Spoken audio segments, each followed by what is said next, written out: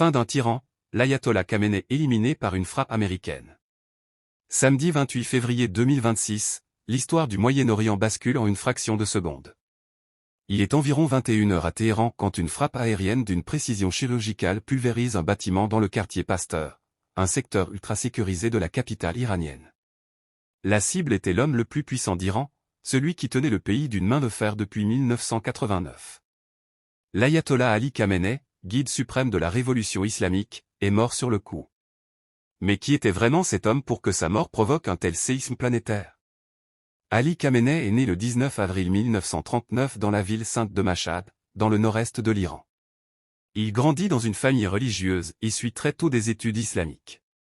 Personne n'imaginait alors que ce jeune homme discret deviendrait un jour le successeur du légendaire Ayatollah Khomeini, le père de la révolution islamique de 1979. Son ascension est fulgurante. Pendant la révolution, il est un proche collaborateur de Khomeini et participe à la lutte contre le régime du Shah, ce qui lui vaut d'être arrêté et emprisonné à plusieurs reprises. Après le succès de la révolution, il occupe des postes clés, notamment à la tête du ministère de la Défense, avant de devenir président de la République en 1980. Mais le tournant majeur intervient en 1989. À la mort de Khomeini, l'Assemblée des experts le désigne comme nouveau guide suprême. Il va rapidement asseoir son autorité et devenir le maître incontesté de l'Iran. Son rôle est immense et ses pouvoirs sont quasiment absolus. En tant que guide suprême, il est à la fois la plus haute autorité politique et religieuse du pays. Concrètement, il contrôle tout. Il est le commandant en chef des forces armées, y compris des redoutés gardiens de la Révolution. Il a le dernier mot sur toutes les décisions stratégiques, notamment sur le programme nucléaire. Il nomme directement les chefs du pouvoir judiciaire, les responsables de la radio-télévision d'État. En Iran, sans son accord, rien ne bouge.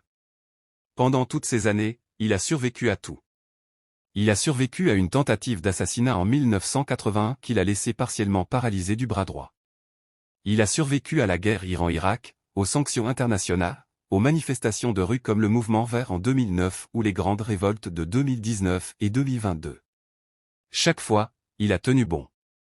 Mais ce samedi de février 2026, son règne sans partage s'arrête brutalement. Les États-Unis et Israël revendiquent rapidement une opération conjointe. Selon les premières informations, plusieurs drones furtifs et avions de combat auraient participé à cette frappe. L'objectif est atteint, Khamenei est éliminé. Dans les heures qui suivent, les réactions dans le monde sont immédiates et explosives. D'un côté, des scènes de liesse historiques éclatent un peu partout. À Los Angeles, à Londres, à Sydney, des milliers d'exilés iraniens dansent dans les rues en agitant des drapeaux.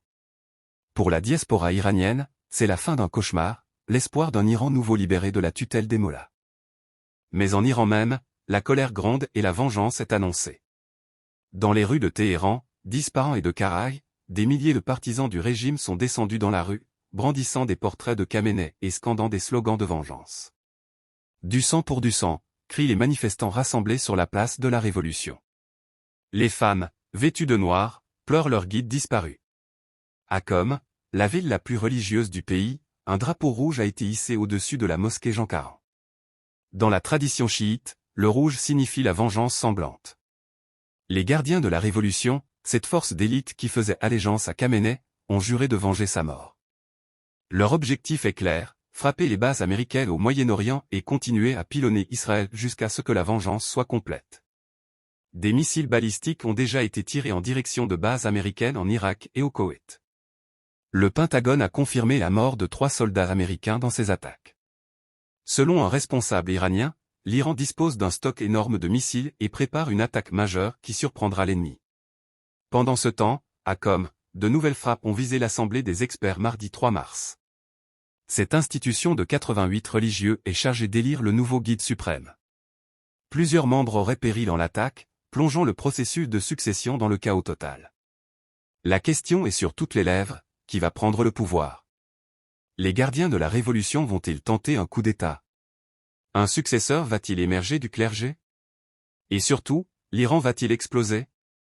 Va-t-on assister à une guerre civile, ou au contraire à un sursaut unitaire contre l'agresseur étranger? Une chose est sûre, le Moyen-Orient vient d'entrer dans une nouvelle ère.